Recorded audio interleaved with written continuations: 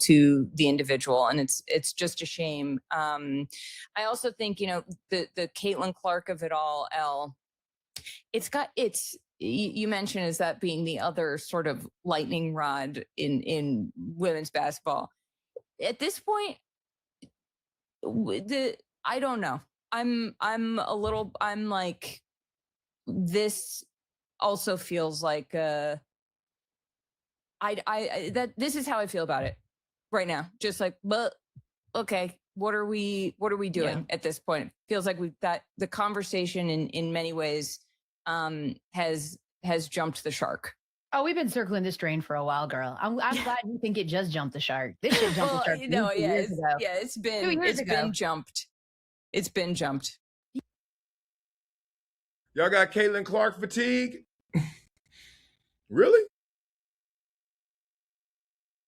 I don't have Caitlin Clark fatigue, but I'm disappointed because it happened again. Another star from college women's basketball that has come to the WNBA and they threw a wet blanket on her. Yeah, I told you the story before when Skylar Diggins was one of the last ones I saw. I was like, oh, man, how y'all messing this up?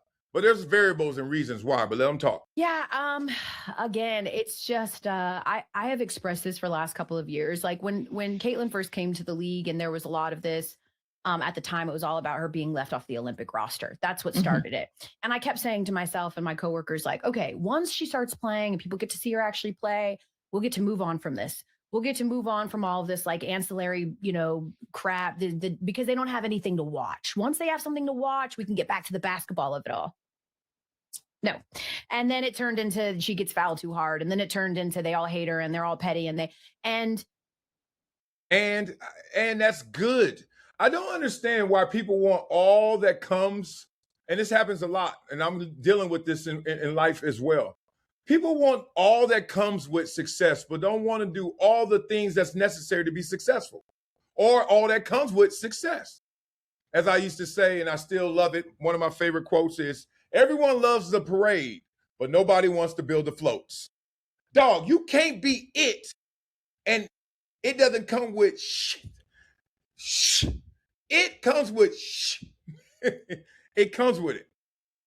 And I think, I hate to stereotype or, you know, generalize, but it seems like the WNBA as a whole wants all the love, all that comes with it, but not that thin line. Because on the other side of that love is that hate. They can't deal with the smoke. Like, let them talk about Caitlin Clark and her getting fouled too hard. They did it with Jordan. Jordan rules. What is the Jordan rules? Well, this is how you stop Jordan. You foul him hard. You knock him out the air. What does he do? He starts lifting weights, gets stronger, gets some goons on his squad. Did y'all read y'all history books? Like, this is normal. Why we acting like she's an exception and it means something negative? It was last year, I think, where I came to the realization, like, this is not going anywhere. I truly believe that at some point this would just die out. Yeah. That people could start appreciating the idea that, you know, a rising tide lifts all boats, and that like the more viewership and whatnot, there would be a bigger and deeper appreciation for all of these players and how they play. There'd be better understanding that, you know, if you're just watching women's basketball for the first time, they're very physical. This has always marked women's basketball. They're quite physical. Like, I thought that there would just, with more understanding, with more experience watching women's basketball, that there would just sort of be this like, aha, like, okay, so maybe my snap judgment was wrong. And like, there would be this catharsis, there would be a realization, there would be, it's like, Nope. And you don't want it to be. You don't want this to die out, because when we stop talking about you, we stop watching you. You got to take it. It's good. It's not always going to be glowing. It's not going to always be World Cup soccer this summer, you know? Oh my God, this was amazing. So many of us were so ignorant to the sport or the pageantry and how inclusive it was, and but they wasn't coming with the agenda the same. It was just like, oh, this is dope. Like, I was all in the World Cup soccer. Sometimes you knock it out the park. Sometimes you don't. You got to put in work. You knock the inside the park home run. Like, put in the work. Let people talk good, bad, and ugly about your sport as long as they watching. Because they wasn't watching before. Yeah. Nope. It's like getting worse. It's getting Yeah. worse. It's getting worse. We've got congressional hearings, and it's like, it's just, it's so absurd on so many levels. And I have taken so much issue with, like, I am not discounting, because I listen to the people who are OGs. I'm lucky enough to know a lot of the, tentpole players in the league, current ones as well, and ones that used to play. And they all will agree with you that officiating is a problem. And it's been a problem for a long time. And some of that is because, like, if you were a really good ref, then you were probably going to go to the NBA, or you're going to go to men's college basketball, or whatever it is. Stop. Officiating is a problem in every sport. Like, what?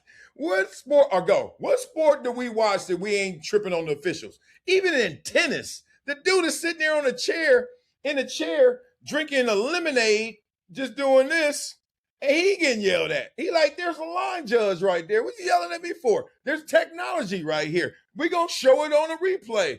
Why are you yelling at me? Hey, what you doing? I don't know the sport where they don't complain. AAU basketball, there's a 7U team. 7 years old or under. They're yelling at the officials. Come on, ref. But the women's NBA, no, don't do it. Don't yell at them. And that, like, addressing the issue with officiating, and that they let too much go by. They let these women beat themselves up. I am with you on that. Where I have an issue, and what I'm finding to be so frustrating this year in particular, is watching people say things like, well, Caitlin Clark is a superstar, and so they need to do a better job of protecting her. And I'm like, I don't give a damn. And this is coming from coaches.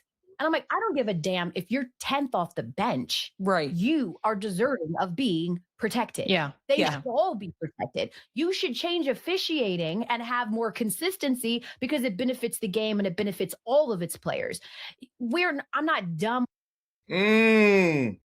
Blah, blah, blah. Okay, she said protected. That word, that choice word, was used multiple times.